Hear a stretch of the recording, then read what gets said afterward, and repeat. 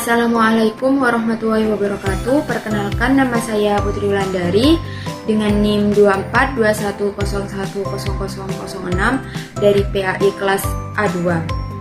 Di sini saya akan membuat video untuk memenuhi tugas mata kuliah studi Al-Quran dan tafsir Tarbawi yang diampu oleh Ibu Fakhriyatus Sofa Alawiyah SPDI MPDI.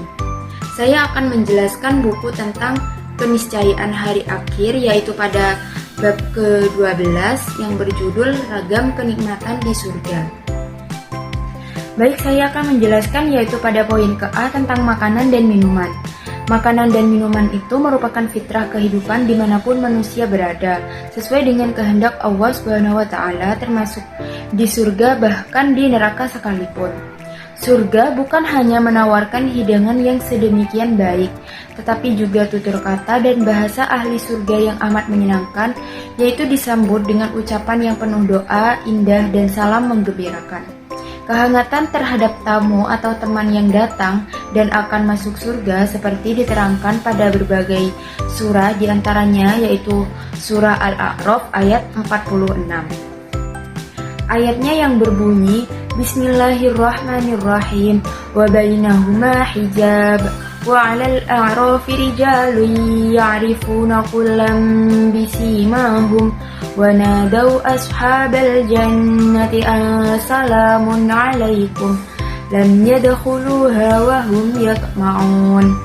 Yang artinya, dan di antara keduanya penghuni surga dan neraka ada tabir, dan di atas A'raf, tempat yang tertinggi, ada orang-orang yang saling mengenal, masing-masing dengan tanda-tandanya. Mereka menyeru penghuni surga, Assalamualaikum, salam sejahtera bagimu. Mereka belum dapat masuk, tetapi mereka ingin segera masuk.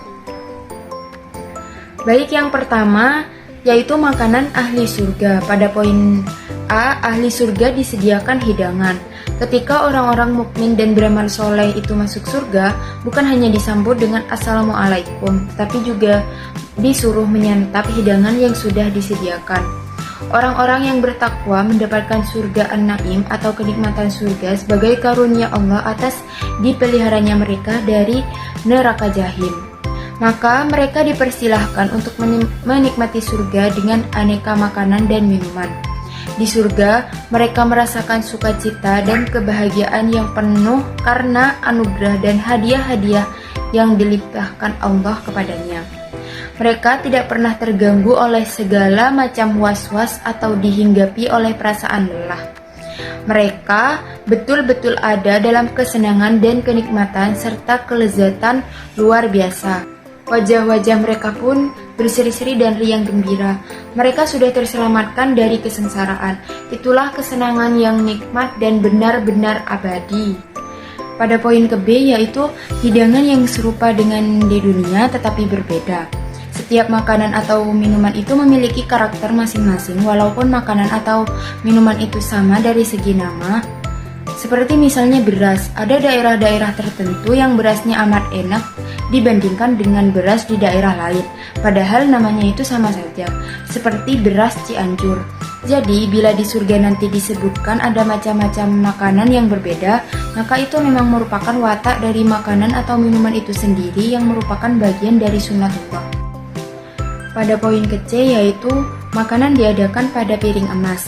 Salah satu ciri-ciri orang terhormat seperti tamu misalnya terlihat ketika dihidangkan sesuatu kepada mereka, maka alat-alat yang digunakan adalah alat yang spesial. Bila perlu, tidak pernah digunakan dalam sehari-hari.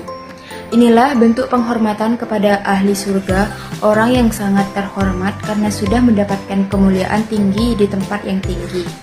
Ahli surga sungguh glamor karena amal mereka di dunia dahulu. Di dalam surga tersebut, bejana-bejana yang digunakan amat spesial, terdiri atas piring-piring dan juga sekaligus piala-piala tempat air yang terbuat dari emas. Yang kedua yaitu minuman ahli surga. Poin pertama, kafur. Orang-orang yang berbuat kebajikan atau abror adalah orang-orang yang akan dijamu dengan minuman yang bernama kafur di akhirat nanti. Menurut tafsir Departemen Agama, kafur ialah nama suatu mata air di surga yang airnya putih dan baunya sedap serta enak sekali rasanya. Yang kedua, yaitu zanjabil dan salsabil. Para ahli surga kelak akan disuguhi minuman yang dicampur dengan jahe, sehingga minuman itu terasa nikmat dan menyegarkan. Sebagian ulama berpendapat bahwa zanjabil itu merupakan sebuah mata air yang terdapat di surga yang dinamai atau yang sifatnya adalah salsabil yang mengalir di kerongkongan dengan mudah. Yang ketiga yaitu rahik dan tasnim. Dalam konteks ayat ini, Allah menggambarkan perihal keadaan penghuni surga yang senantiasa disuguhi minuman anggur atau arak. Rasanya yang begitu lezat dan tidak memabukkan, yang sangat murni dan masih dalam keadaan disegel. Kemudian, campuran dari rahik itu sendiri adalah tasnim. Tasnim itu sendiri adalah salah satu mata air yang berasal dari surga. Yang keempat yaitu air sungai yang sedap seperti sungai air susu, khamar, dan juga madu. Surga yang digambarkan pada suatu ayat dengan air yang mengalir dan juga berbagai macam fasilitas yang amat mewah dan juga indah digambarkan dengan berbagai ragam minuman yang biasa diminum oleh orang-orang yang mewah. Dan juga yang paling penting adalah maghfirah dari Allah. Sebaliknya, orang-orang di neraka juga mendapatkan pelayanan di tempat khusus yang menyakitkan dan juga menyengsarakan dengan berbagai minuman yang memutuskan usus mereka.